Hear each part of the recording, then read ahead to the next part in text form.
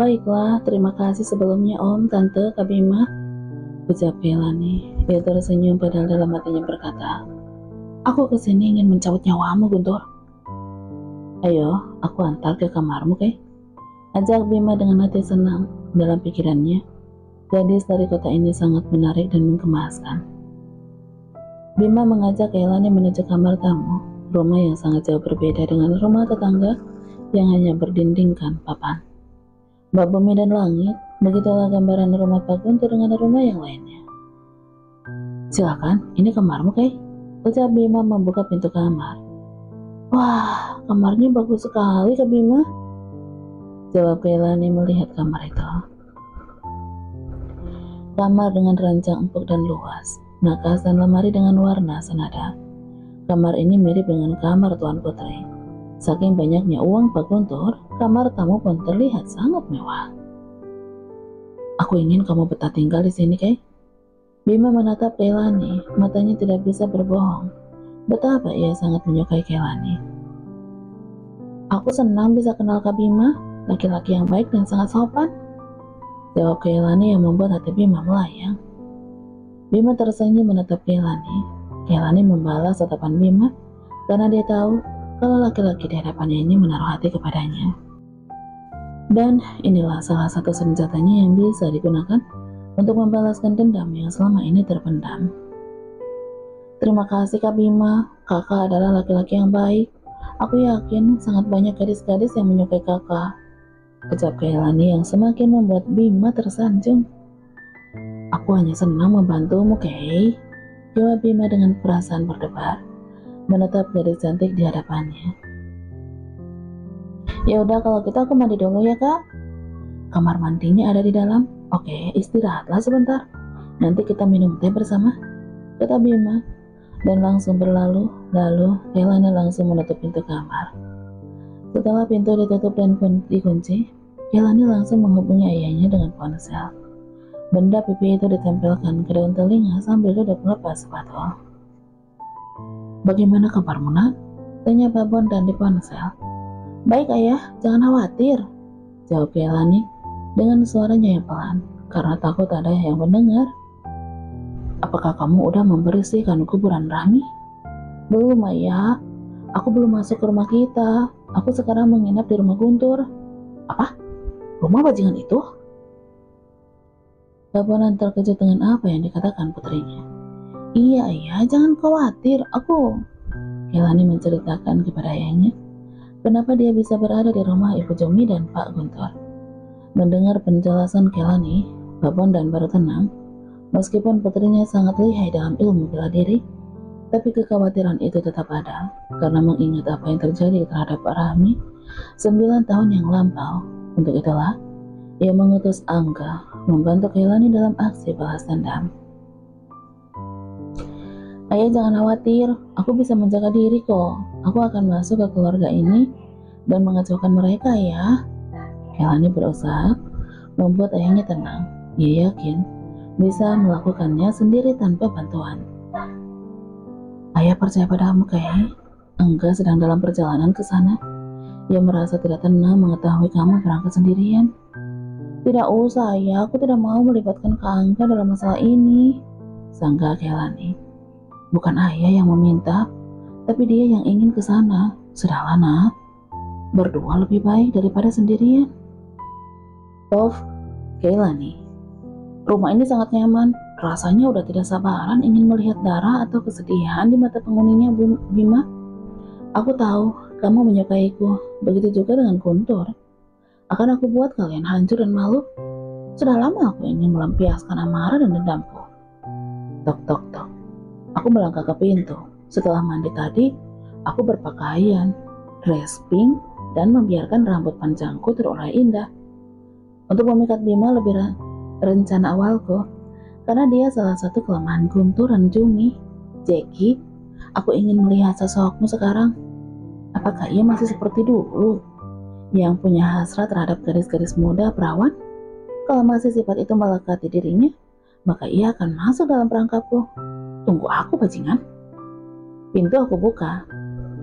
Bima udah berdiri di depan pintu tanpa menatapku dari ujung kaki sampai ujung rambut. Aku hanya tersenyum manis menyambutnya. Tentu, semua itu aku lakukan karena punya tujuan. Keke, kamu cantik sekali, ucap Bima yang tidak lepas matanya memandangku.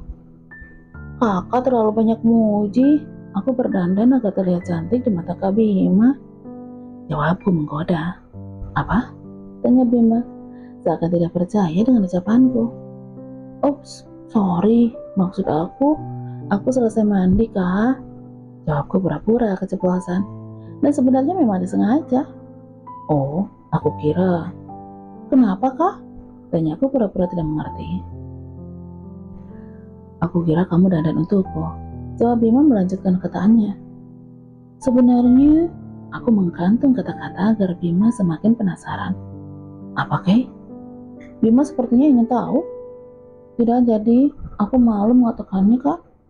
Aku yakin Bima pasti sangat heran dengan tingkah dan cara bicara aku. Tidak apa-apa, aku mengerti kok. Ibu dan ayah udah menunggumu tuh untuk makan bersama. Loh, tadi udah makan kan kak? Iya, tapi tadi itu makan siang. Sekarang makan malam. Baiklah kak, ayo.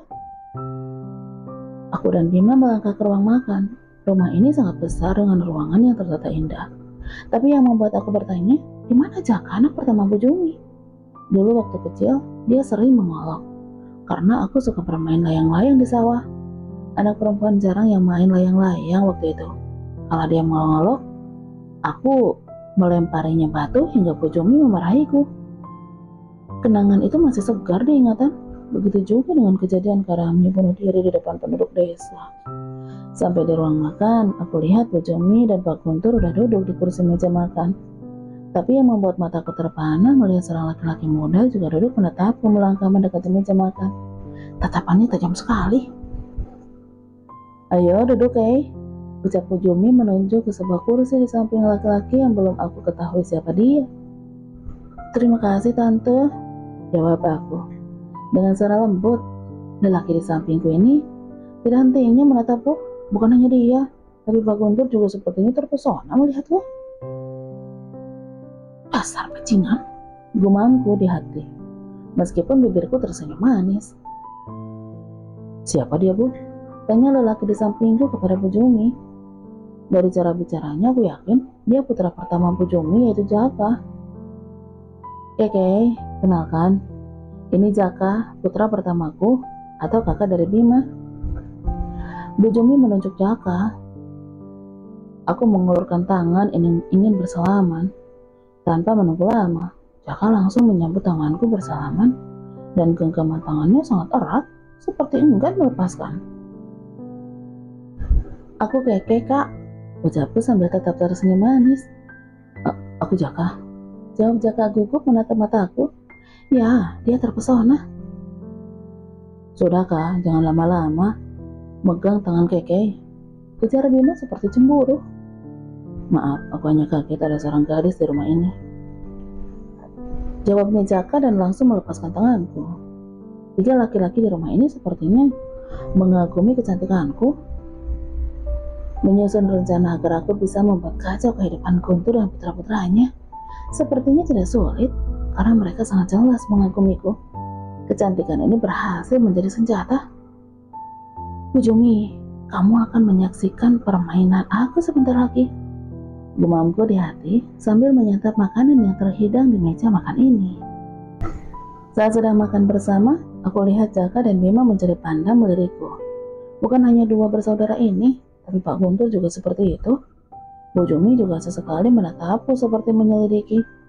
Aku tetap melempar senyum seperti gadis lugu atau gadis baik-baik. Kamu berapa orang bersaudara, kek?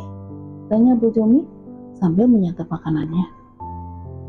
2 tante, kakakku laki-laki dan udah tamat kuliah, tapi belum dapat pekerjaan. Jawab aku dengan sangat ramah. Kenapa belum dapat kerjaan? Tanya Pak Guntur yang ikut menanggapi ceritaku. Sudah banyak melamar tapi belum juga ada panggilan.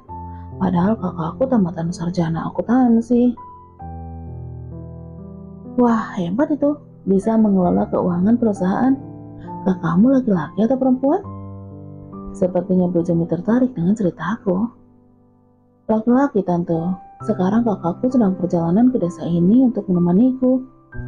Tadinya aku bilang tidak usah, karena aku udah besar dan desa ini penduduknya baik-baik. Mungkin karena aku adik satu-satunya kali ya. Mereka pun menganggukkan kepala sejenak mendengar ceritaku. Kak Angga, dia adalah keponakan ayah satu-satunya. Selama ini kami sama-sama latihan bela diri dengan guru yang sama. Ayahku 2 bersaudara. Setelah 2 tahun yang lalu adik ayah meninggal, Kak Angga ikut tinggal bersama kami. Mendengar cerita aku dan ayah, Kak Angga bertekad ingin membantu dalam misi balas dendam ini. Aku sengaja pergi ke desa ini duluan tanpa memberitahu Kak Angga. Semua lantaran tidak ingin melibatkannya.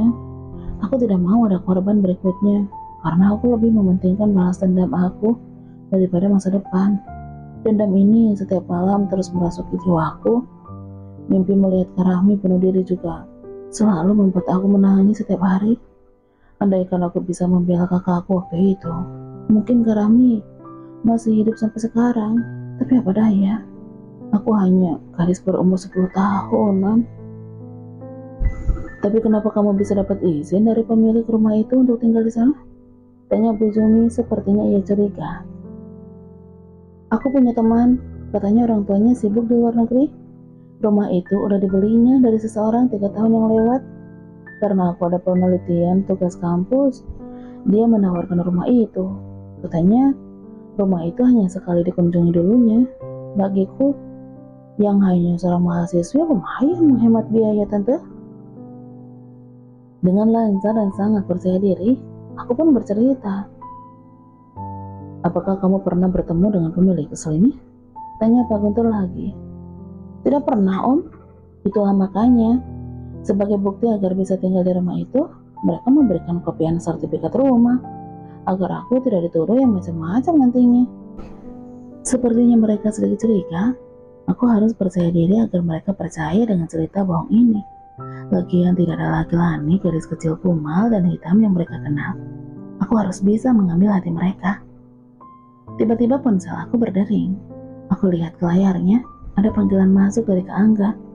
Segera aku tempelkan benda pipi itu di daun telinga, agar tidak terlihat sedang menyembunyikan sesuatu. Halo Kak Angga? Iya Kak, jangan khawatir, aku baik-baik aja. Aku sekarang di rumah salah satu keluarga yang sangat baik di desa ini. Apa? Oke deh, kakak masuk aja ke desa ini dan tanya aja rumah Pak Guntur. Aku di sini.